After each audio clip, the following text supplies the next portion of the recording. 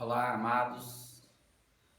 Obrigado por mais uma vez estarmos aqui conectados, ligados, quedados aos pés da cruz, para alimentar do pão do céu, beber da fonte da água viva e ter todo o nosso ser levantado, olhando para o alto, para o autor e consumador da fé que é Jesus.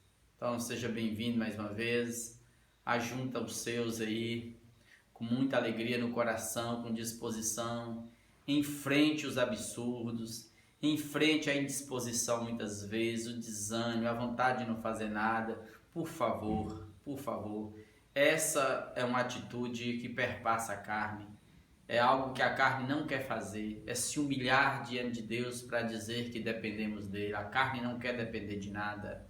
Então vamos juntos nesse instante ler o capítulo 15 da primeira carta de Paulo aos Coríntios. Eu te convido nesse instante, por favor, em nome de Jesus, abra sua Bíblia e vamos juntos. Vamos lá? Para quem está chegando, nós estamos lendo o Novo Testamento todinho, em ordem cronológica, do texto mais velho ao texto mais novo, versículo por versículo, fazendo alguns comentários e aprendendo o máximo que a gente puder. Vamos lá então? Na continuidade, após Paulo colocar ordem no contexto do culto, da reunião deles, tudo com ordem e decência, todo mundo usar o dom para edificação. Aí Paulo vai tratar uma questão que é primordial para nós e vai ter um momento, eu vou passar a leitura normal, mas lá no verso 19 parece, nós vamos refletir um pouquinho. E eu te convido porque a percepção disso aqui é o cerne do Evangelho. Difícil não é crer que Deus se encarnou. Difícil é crer em ressurreição. Então, por isso que isso é mistério. Nós temos que ser como Abraão, o pai da fé, imitá-lo, Diz assim, Paulo: irmãos, venho lembrar-vos o Evangelho que vos anunciei, o qual recebestes e no qual ainda perseverais. Eu quero trazer à memória de vocês o evangelho que vocês receberam, que é o evangelho da ressurreição, da esperança pós-morte. E vocês estão perseverando nele. É óbvio que não é maioria, Num conjunto de pessoas, pode ser que tenha pessoas ali com interesses variados, sem conseguir ainda discernir a fé. Por ele, por este evangelho, também sois salvos. Observe que o evangelho é que gera salvação. É esse conhecimento, é essa fé que brota em nós, ligando-nos a Deus por meio de Jesus, é que nos traz salvação, por meio dele sois salvos. Aí vem a condicional: se retiverdes a palavra tal qual vula preguei, a menos que tenhais escrito em vão, tá vendo? Então pode ser que no processo ali tenha pessoas que gostou, achou bonito, viu o poder de Deus, viu a glória, foi curado de alguma forma, recebeu alguma bênção de alguma forma, e ali ele permanece, mas sem entendimento, sem crer de fato, Então pode ser. Paulo está dizendo justamente isso. Antes de tudo, irmãos, vos entreguei o que também recebi. E o que Paulo entregou, o que Paulo recebeu? O Evangelho. O que ele recebeu? Que Cristo morreu pelos nossos pecados, segundo as Escrituras. Está tudo registrado, desde Isaías, os profetas.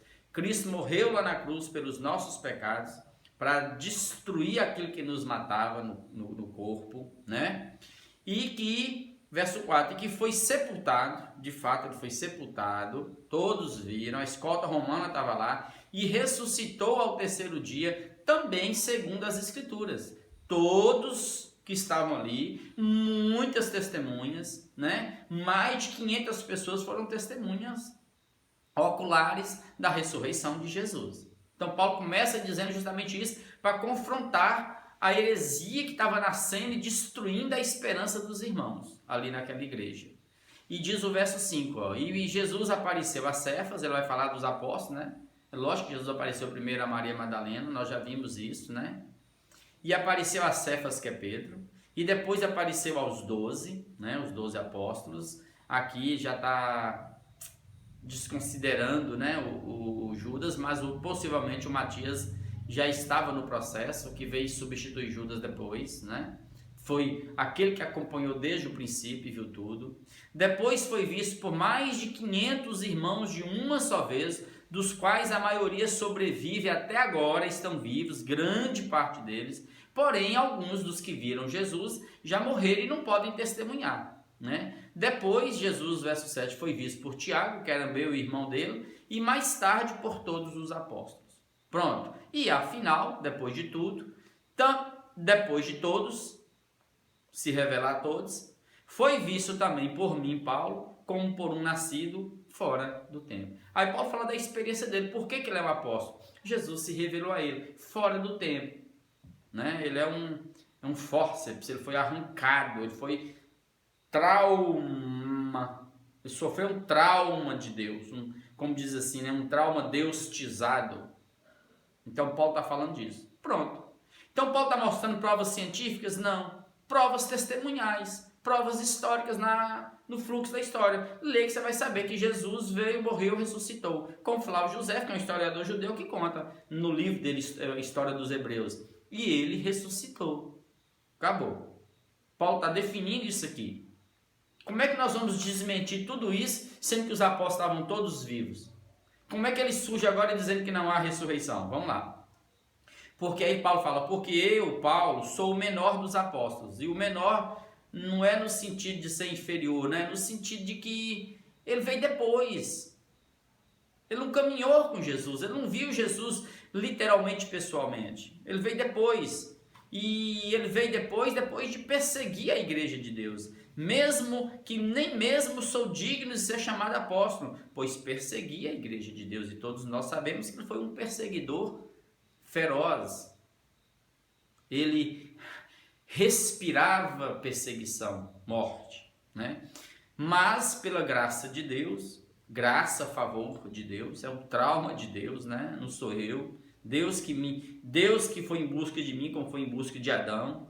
O homem nunca quer aproximar de Deus por ele mesmo, mas pela graça de Deus sou o que sou agora, Paulo, esse cara que vos escreve, e a sua graça, a graça de Deus nele, que me foi concedida, não se tornou vã, vazia, fútil, sem significado, sem produtividade, não. Antes, essa graça de Deus em mim me fez trabalhar muito mais do que todos os outros apóstolos. Todavia, não eu fiz isso, mas a graça de Deus comigo, que me faz trabalhar e crescer e pregar e ser esse missionário, esse apóstolo, esse evangelista, esse pastor, esse profeta nessa geração. Pronto. Verso 11. Portanto, seja eu apóstolo, ou seja eles apóstolos, assim nós pregamos para vocês e assim vocês creram. Ora, aí ele começa a trabalhar. Ora, se é corrente pregar que Cristo ressuscitou dentre os mortos, e que é o cerne da pregação, né? Pregar a ressurreição, a esperança por vir. Como, pois, afirmam alguns dentre vós que não há ressurreição de mortos? Que heresia descabida, que loucura é essa? Vocês falarem que não há ressurreição de mortos. Sendo que não só Jesus, que é as primícias, o primeiro que restou sozinho, mas quantos ressuscitaram antes de Jesus? E quantos depois de Jesus ressuscitaram? Pedro mesmo ressuscitou gente no poder do Espírito. Aí Paulo começa a fazer as perguntas, né? Verso 13. E se não há ressurreição de mortos, então Cristo não ressuscitou. Então, se vocês falam que não há ressurreição de mortos, então Cristo ressuscitou. E se Cristo ressuscitou, todos nós somos mentirosos. Porque nós estamos saindo de canto em canto, sofrendo, passando lutas, perrengues, para justamente pregar a salvação pela ressurreição dos mortos. E se Cristo não ressuscitou, Paulo vai dizer, é vã a nossa pregação é vazia, não tem significado, que eu estou pregando uma mentira, e vã também a vossa fé, porque vocês estão crendo numa mentira. E nós, então, os apóstolos, somos tidos por falsas testemunhas de Deus. Paulo está ironizando, porque temos asseverado contra Deus que ele ressuscitou a Cristo, ao qual ele não ressuscitou, se é certo que os mortos não ressuscitam. Aí Paulo começa a chocar e confrontar. E aí Paulo vai chegar na mais precisão. Verso 16. Porque se os mortos não ressuscitam, também Cristo não ressuscitou. Ou seja, se não há ressurreição, não há para ninguém. Se você quer se tornar um saduceu, que se torne um cara totalmente existencial, materialista. Tudo é aqui. Tudo é nessa dimensão. E se Cristo não ressuscitou, é vã a vossa fé, vazia, vácuo, não tem significado a fé de vocês, e ainda vocês permanecem nos seus pecados, porque Cristo morreu pelos meus pecados e ressuscitou para a minha salvação. Então não tem significado a cruz sem ressurreição. Porque o segredo é, Jesus veio matar aquilo que nos matava, ele veio destruir a morte. Jesus é o segundo Adão, e eu quero falar um pouquinho sobre isso. Então, se Cristo não ressuscitou, está todo mundo debaixo do pecado, morrendo e caminhando para o abismo, para a morte, para o inferno. E ainda mais, os que dormiram, os que já morreram em Cristo, né, os irmãos nossos que já faleceram, eles pereceram. O que é pereceram? Perderam a esperança. Morreram simplesmente lutando e confessando uma fé que não existe. Um céu que não existe. Aí ele diz, se a nossa esperança em Cristo se limita apenas a esta vida, somos os mais infelizes de todos os homens. Se a nossa esperança em Cristo se limita apenas aos horizontes dessa terra, a essa dimensão, a essa vida aqui no corpo, nós somos os mais infelizes de todos os homens. Porque os outros ainda conseguem ser felizes. Eles não creem em nada, então eles se entregam, comamos e bebamos que amanhã morreremos. Se a vida é só átomo, como a maioria prega, uma grande parte prega, não é a maioria, a minoria, mas prega, então para que a gente lutar tanto, sofrer tanto, lutar tanto pela honestidade, pela ética, pela decência, pela responsabilidade, pela verdade, se o fim de todo mundo é o mesmo? Se tudo se iguala na sepultura? Agora vocês entendem por que até mesmo no ambiente religioso, de culto, de igrejas evangélicas, está morrendo a esperança dos irmãos. Justamente porque a teologia é só a teologia da prosperidade, do ter, da conquista, do poder. Ou seja, está tudo nessa terra. Não tem nada sendo projetado para além da morte. E até os que creem apenas aqui nesse momento, nessa dimensão, eles ainda vão entrar em choque com a ciência, porque a ciência quântica hoje, a mais moderna, ela já sabe que quando alguém esteja morrendo ali no corpo, a consciência permanece. Ou seja, eu não existo a partir daquele momento do espermatozoide com o óvulo. Eu sou em Deus antes de todas as coisas. Deus me viu a substância em forma antes de qualquer coisa. Então, amados, a vida é para além. E é justamente esta esperança que nos faz suportar as dores, os absurdos, as ambiguidades, as ambivalências dessa terra. É justamente essa convicção do céu, sim, do galardão, da glória para uns e também do horror para outros que negam. É justamente essa esperança do céu, essa alegria, né, do céu que me está proposto, é que me catapulta, é que me projeta, é que me levanta, é que me faz sonhar, é que me faz estar aqui lendo essa palavra nesse instante, pregando esse evangelho. Aqui o prêmio maior aqui é saber que alguém está ouvindo e está sendo curado. É porque vocês não estão aqui no meu zap vendo 1, 2, 3... um aluno meu, uma outra mãe de um aluno meu, outro. Mazinha, eu estou te ligando por isso, olha, foi uma bênção na minha vida, assim. Esse é o prêmio. A gente está pregando aqui para que vidas creiam para além da sepultura, porque é isso que gera, tá vendo? Em nós, a vontade a cada dia de continuar na integridade, na pureza, na santidade, na justiça, na verdade, no amor em Cristo. Então, amados, por favor, não deixe, ainda que sua religião, sua igreja está te pervertendo, volte a ler o Evangelho de Jesus. Porque esse povo que está aí barganhando, vendendo milagres, vendendo profecias, enrolando em púlpito, esses caras não pregam mais a volta de Jesus, não. O negócio deles é as cabeças de boi, são os prêmios que eles ganham, são as conquistas. Eles não estão pensando em céu, não. Então, por favor, não limite a sua esperança apenas às circunstâncias dessa vida aqui. Construa tesouros dos céus, como Jesus disse, onde a prata onde a ferrugem não corrói. Junte tesouros lá, por favor, amados. A vida perpassa a morte. Verso 20, queridos. Mas de fato, amados, Cristo ressuscitou dentre os mortos. Aí Paulo vai afirmar, mas de fato, é fato, eu vi Jesus ressuscitado. Ele se revelou a mim. As testemunhas são inúmeras, testemunhas, provas testemunhais, viu, gente? Cristo ressuscitou dentre os mortos, sendo ele as primícias dos que dormem. As primícias porque Cristo foi o único que ressuscitou? Não, outros ressuscitaram antes de Cristo, mas é porque os outros foram ressuscitados. Jesus ressuscita sozinho, ele vence a morte por mim e por você.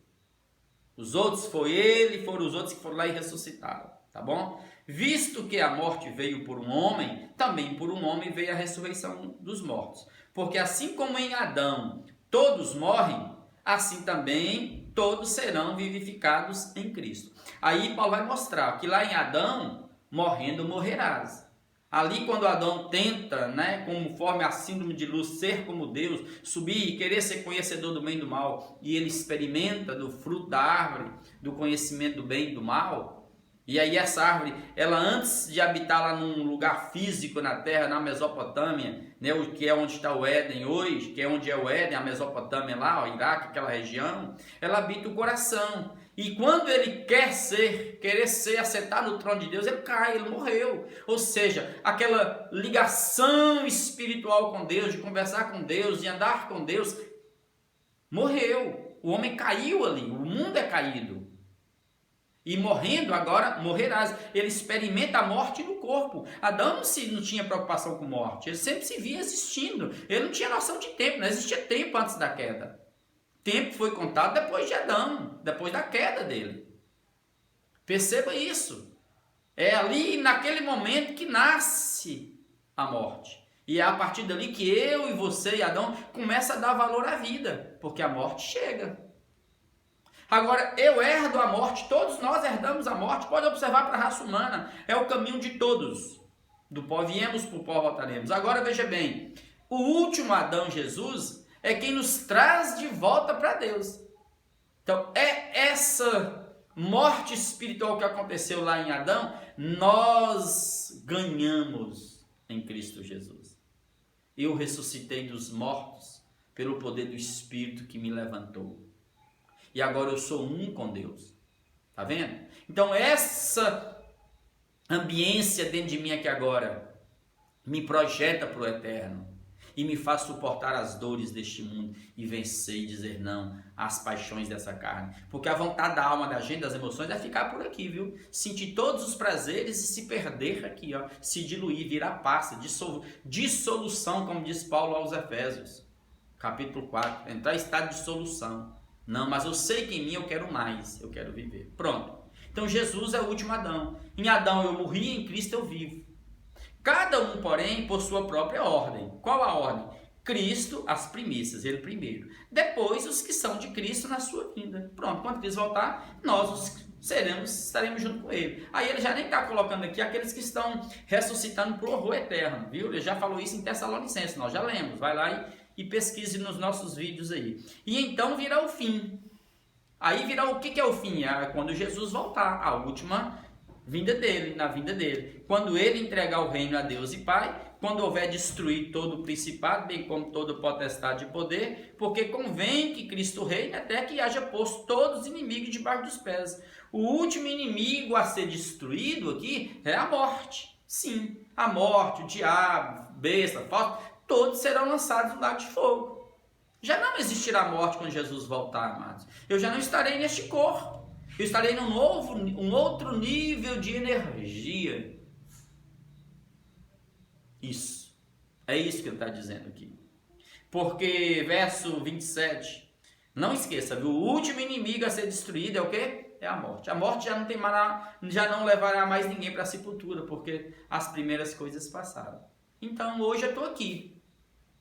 Sei que eu caminho para a eternidade, mas sei que ao mesmo tempo que aqui dentro de mim eu vou sendo transformado de glória em glória, até ser como Ele, ser transformado em glória, eu sei que paralelamente, né? Paradoxalmente aqui, ó, o meu corpo vai morrendo, eu vou envelhecendo. Vou pegando gripe, o cabelo vai ficando branco, vai ficando ruga, pele de galinha, as doenças vão chegando. Eu vou sendo mortificado. É justamente o que ele está dizendo aqui. Agora vai chegar um momento que a morte já não atingirá ninguém, porque já não, essas primeiras coisas que se vê aqui já se passou. Pronto. Porque todas as coisas sujeitou debaixo dos pés, Jesus. E quando diz que todas as coisas lhe estão sujeitas, certamente exclui aquele que a tudo lhe subordinou. Quando, porém, todas as coisas lhe estiverem sujeitas, então o próprio Filho também se sujeitará àquele que todas as coisas lhe sujeitou, para que Deus seja tudo em todos. Então, é como diz o texto de Paulo, tudo é nosso, amados. Tudo é vosso. As coisas, tudo. Nós somos de Cristo e Cristo de Deus. Porque Cristo é inferior a Deus? Não. Porque enquanto homem, Jesus veio e venceu. Na cruz tudo morre. A vitória foi dada ali.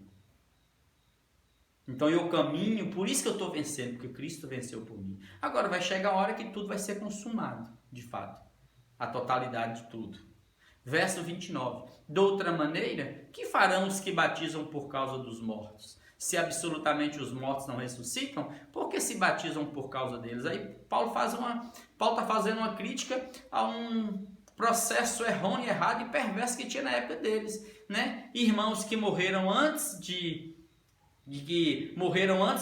aceitar Jesus, antes de serem batizados, né? Então eles criam aqui que é como se os mormons creem, né? Que é uma heresia perversa. Primeiro que batismo não salva ninguém. Então eles criam assim que todo mundo que é salvo tem que ser batizado. Então se eu morri antes de batizar, então eu morri. Então um vivo aqui, parente, batiza alguém em nome daquele morto.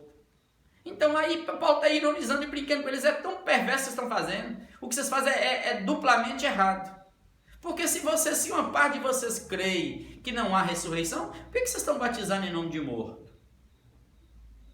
E eu posso batizar em nome de morto? Não, amados. É heresia para mais de metro. Primeiro porque batismo nunca salvou e nunca vai salvar ninguém. Batismo é coisa de humanos.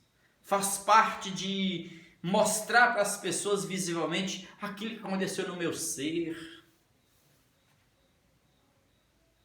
Está explícito em Jesus, está explícito em Paulo, em todo canto. Por favor, vamos parar com isso.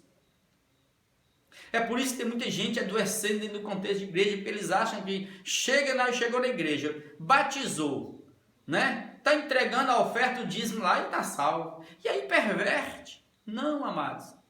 Ninguém é de Deus porque está dentro da igreja, não. Ninguém é de Deus porque foi batizado, não. A gente é de Deus, a gente é cristão quando a gente vive conforme Jesus, conforme o Evangelho.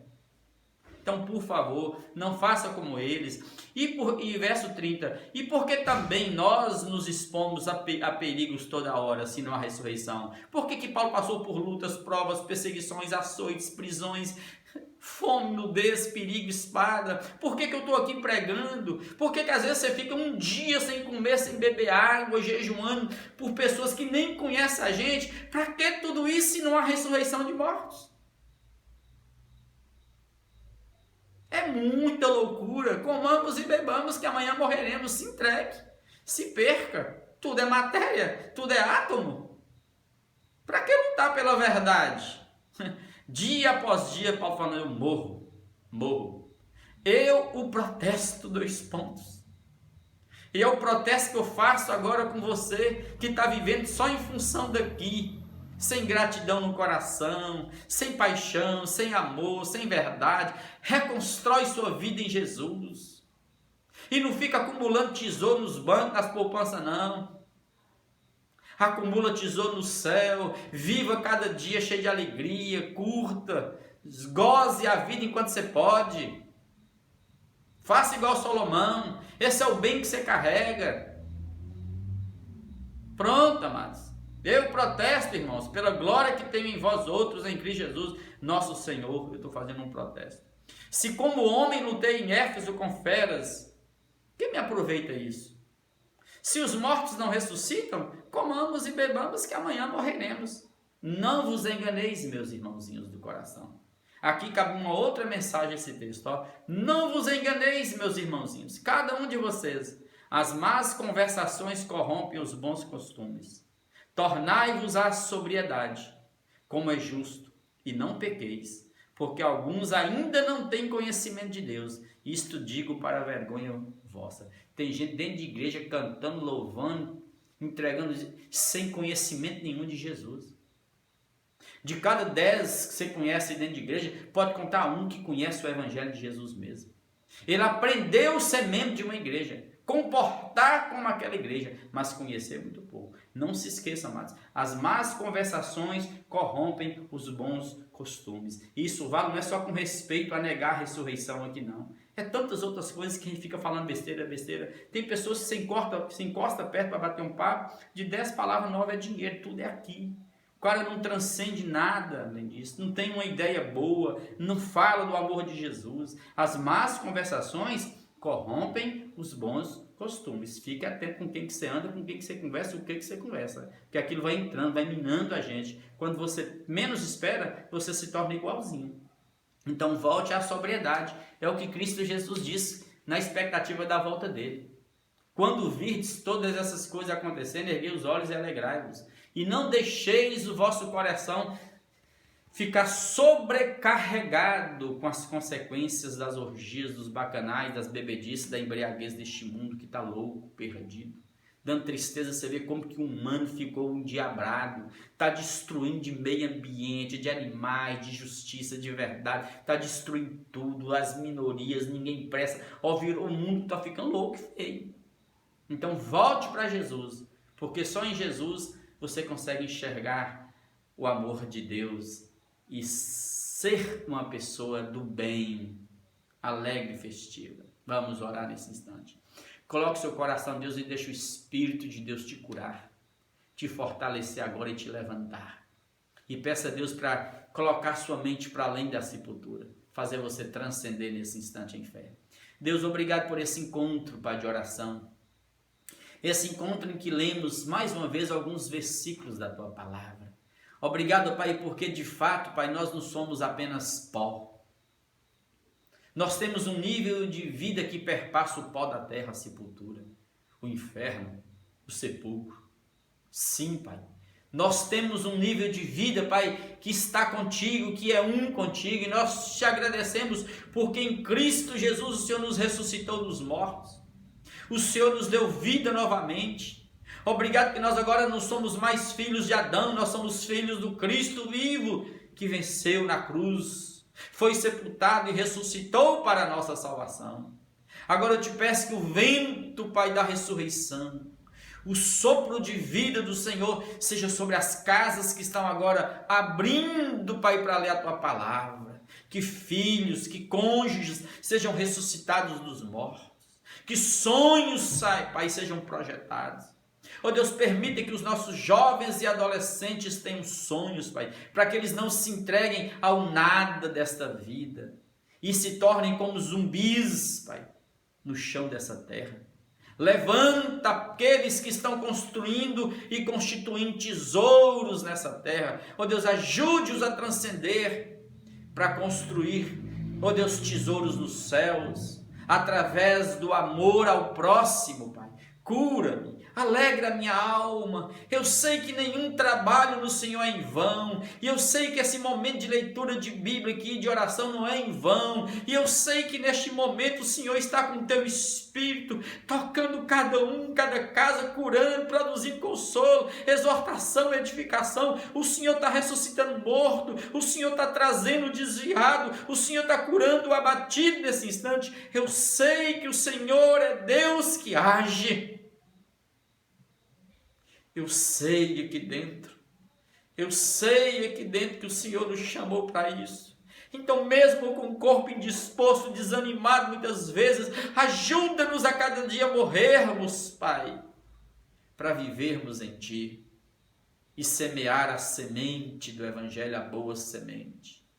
Cura os irmãos agora, cura cada casa, fortaleça o ser de cada um e traz-nos de volta à sobriedade. E não nos deixe, Pai, ó Deus, entrar nas más conversações que pervertem a fé simples em Jesus. Livra-nos dos enganos da religião desse tempo, que tem barganhado, vendido, trocado, ó Deus, os valores eternos por migalhas da terra, Pai. Obrigado porque o Senhor nos chamou para pregar e profetizar. Unja-nos e capacita-nos, e abençoe-nos e abençoe o teu povo, em nome de Jesus. Amém, amém e amém.